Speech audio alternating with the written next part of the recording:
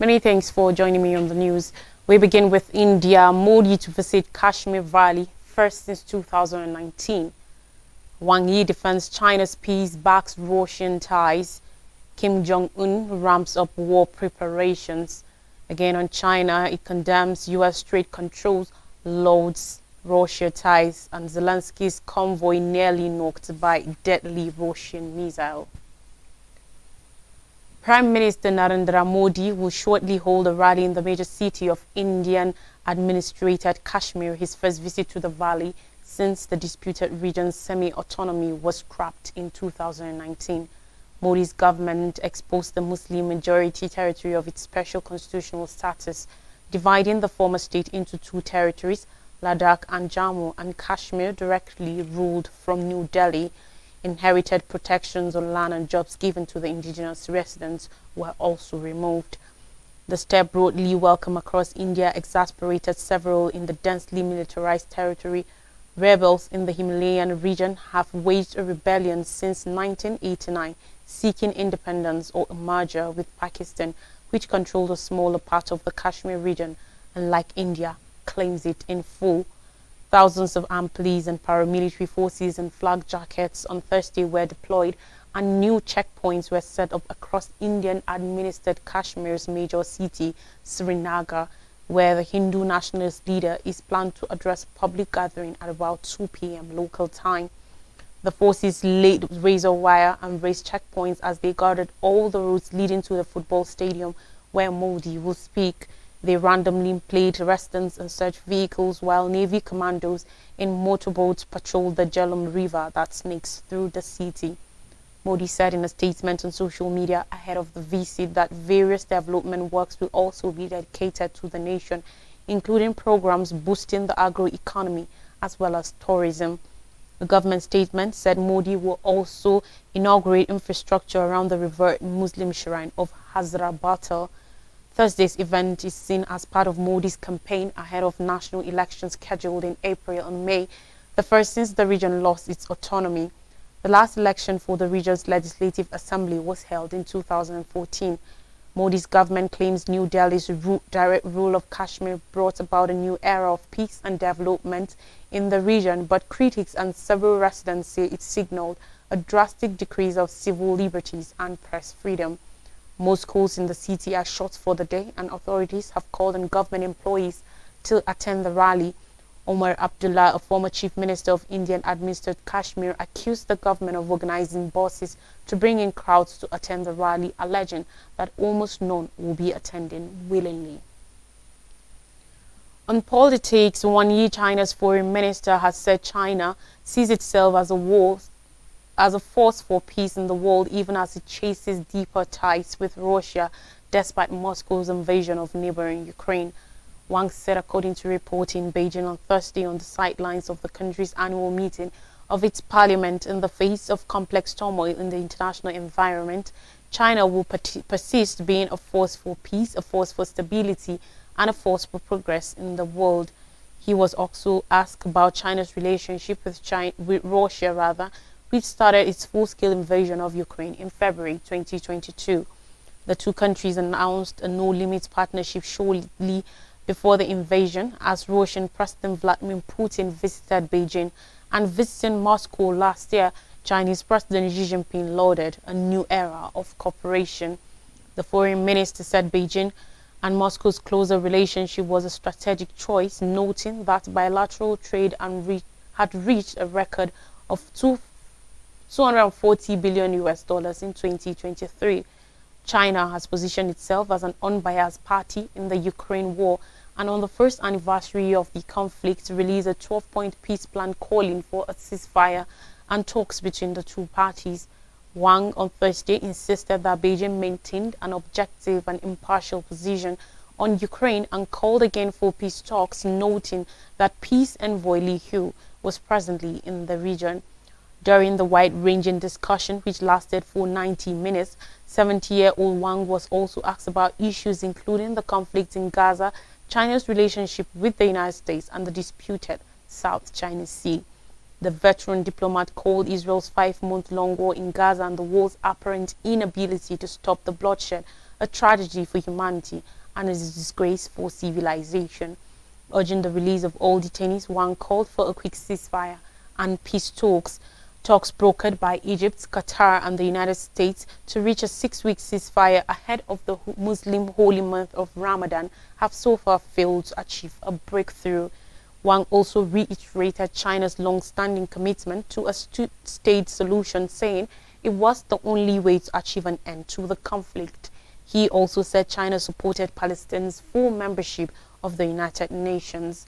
On relations with the U.S., which recovered some equilibrium late last year after the country's two presidents met in San Francisco, Wang struck a note of optimism even as he lashed out at Washington for sanctions that he said had reached a bewildering level of unfathomable absurdity.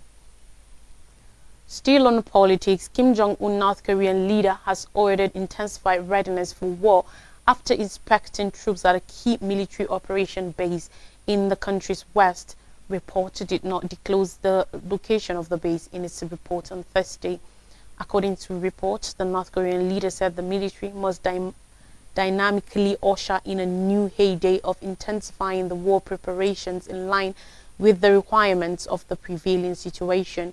Kim's visit took place as forces from the United States and South Korea continued their annual Freedom Shield large-scale military drills. The exercise is anticipated to involve 48 field drills, including missile interception maneuvers, bombing, air assaults, and live firing, started on Monday, with twice the number of troops participating compared with last year. North Korea has long condemned military drills by the U.S. and South Korea, claiming they are rehearsals for an invasion, and has conducted weapons tests in response to former exercises. Reports cited an unnamed spokesperson for North Korea's Ministry of Defense, urging Seoul and Washington to cease their reckless and frantic war drills. On Monday, the U.S. and South Korea will be made to pay a dear price for their false choice, the spokesperson added. In Thursday's report, it did not mention whether Kim directly referred to the Freedom Shield drills. It said the troops at the base were conducting maneuvers under conditions simulating actual war. North Korea has continued to carry out missile tests this year as it modernizes its military. Away from politics now to on Thursday, during a press conference, China's top diplomat hit out at Washington's bewildering trade policy during a news conference on the sidelines of a political gathering in Beijing, where Chinese leaders have been championing high-tech developments in the face of rising restrictions from Washington.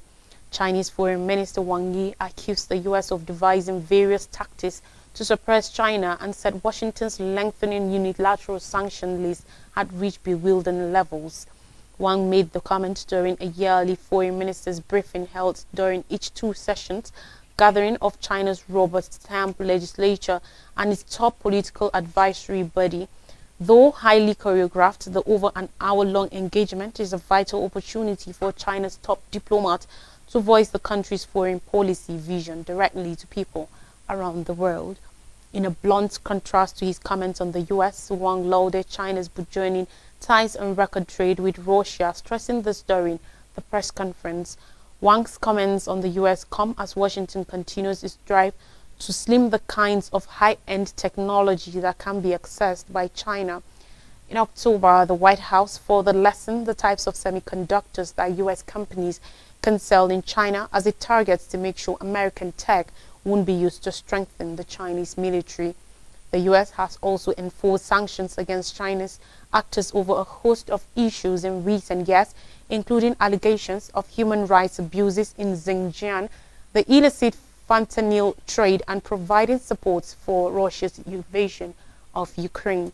Wang spoke during what has been a period of relative stability between China and the U.S. Adopting a softer tone at times, Wang noted that there had been some improvement in the U.S.-China relationship since a summit between U.S. President Joe Biden and Chinese leader Xi Jinping in San Francisco last November. He called on Washington to work with Beijing to bring the relationship back on the track of stable, sound, and sustainable development. On Russia-Ukraine war on Wednesday, according to report, a Russian missile blasted just 500 meters from Ukrainian President Volodymyr Zelensky and Greek Prime Minister Kyriakos Mitsotakis during a deadly attack on the Black Sea port city of Odessa. 5 people were killed in the strike and more were wounded. A spokesperson for the Ukrainian Navy, Dmytro Plenchuk, said according to report that neither Zelensky or Mitsotakis were injured. Zelensky often makes high-risk trips to the front lines and has welcomed loads of war leaders to Ukraine over 2 years of war with Russia. But Wednesday's attack may represent one of the closest calls for the president. The strike's proximity to Mitsotakis, the leader of a NATO member state, also underlines the risk of such visits and potential global effects of the conflict. Zelensky said he was close enough to see and hear the strike. Mitsotakis said Zelensky had given him a tour of the southern city, which had sustained huge damage from months of Russian strikes before they heard air raid sirens.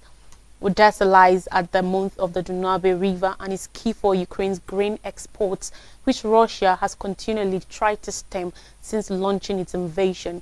It is also a major base of Ukraine's navy.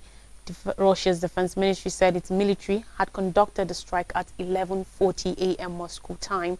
Russia has ramped up its strikes on the region in recent days, and on Saturday, a Russian drone attack on an apartment block in the city killed 12 people, including 5 children, Ukrainian officials said. Zelensky said the attack pressed home the need to more boost the country's air defenses. He has often urged that Western leaders need to visit Ukraine to understand the reality of Russia's ongoing aggression. Speaking after Wednesday's strike, Zelensky said he had welcomed Mitsotakis to honor the memory of those killed in Sunday's attack and urged his allies to provide more support. On more stories in the shores of Africa, Senegal's presidential election set for March 24th.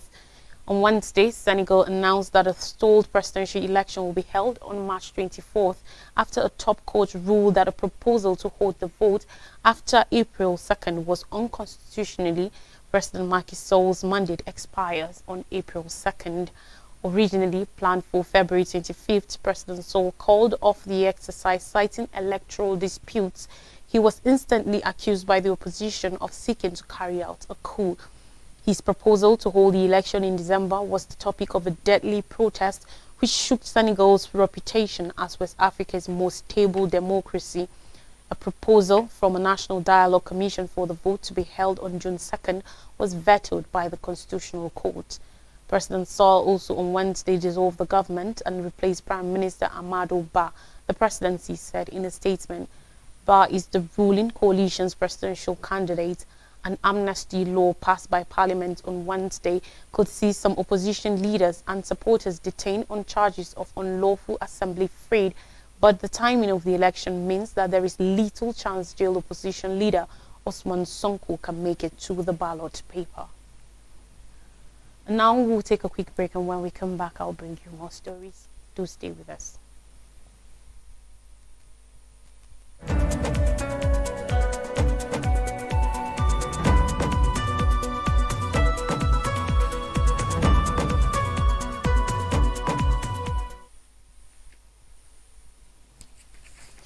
You're welcome back. Now more stories from Nigeria says NAS to meet President Tinubu amid insecurity.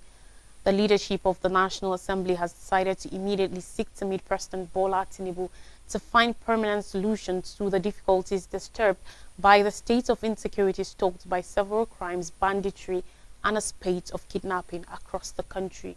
The National Assembly, particularly the Senate, has also professed very worrying, unfortunate, and sad the killing of over 50 people in new attacks on some communities in Benue State by alleged terrorists and unabated security challenges across the country. It also urged the service chiefs and heads of other security agencies to, as a matter of urgency, deploy security personnel to tackle the continuing and ongoing attacks by armed terrorists parading as herdsmen on communities in Kwande, Ukum, Loko, and Katsina Ala local government areas of Benue State to flush them out and restore normalcy to the affected communities and invest in surveillance technology and equipment to detect and prevent future attacks. The Senate called for a review of the security architecture in the impacted areas to forestall the incessant attacks. It also urged the National Emergency Management Agency, NEMA, to quickly mobilize relief materials for the people displaced by these attacks in Kwande, Ukum, Loko, and Katsina Ala local government areas of Benue State. Yesterday, resolutions of the Senate were a development to a motion brought on the matters of crucial public importance pursuant to Orders 41 and 51 of the Senate Standing Orders 2023 as amended by Senator Emmanuel Udende, APC, Benue Northeast, following the fresh attacks on the Benue communities. Steps to have an urgent meeting with the President by the leadership of the National Assembly on the endless security problems bedeviling the country came after an exhaustive debate on fresh killings in Benue State. The planned meeting, as resolved by the Red Chamber, is to find lasting solutions to the mindless carnage in the land, according to the National Assembly. The proposed meeting with the President and other resolutions that are coming after the earlier one by the Red Chamber are to intimate him with the reports of security summits in the 8th and 9th Assemblies, as well as the far-reaching resolutions of its recent engagements with the security chiefs. And finally, on the news, Tinubu to boost oil and gas sector with new executive order. President Bola Tinubu has signed fresh executive orders targeted at enhancing the investment environment and forming Nigeria as the top choice for investments in the oil and gas industry across Africa. The president issued this policy directive in Abuja extensive engagements with major stakeholders in the sector. Ajuri Ngalale, spokesperson for the president on media and publicity, made this revelation in a statement on Wednesday. According to him, the directives involve the provision of financial incentives for the development of non-associated gas, midstream operations, and deep water projects. In addition, the initiative concentrated on enhancing the contracting process to reduce the cycle time to 6 months. The president has ordered the special advisor on energy to continue coordinating the aforementioned stakeholders to ensure the implementation of these directives within a stipulated time frame, according to the statement signed by Ngalale. Furthermore, he noted that the details of these policy directives will be published and communicated by the Federal Ministry of Information and National Orientation.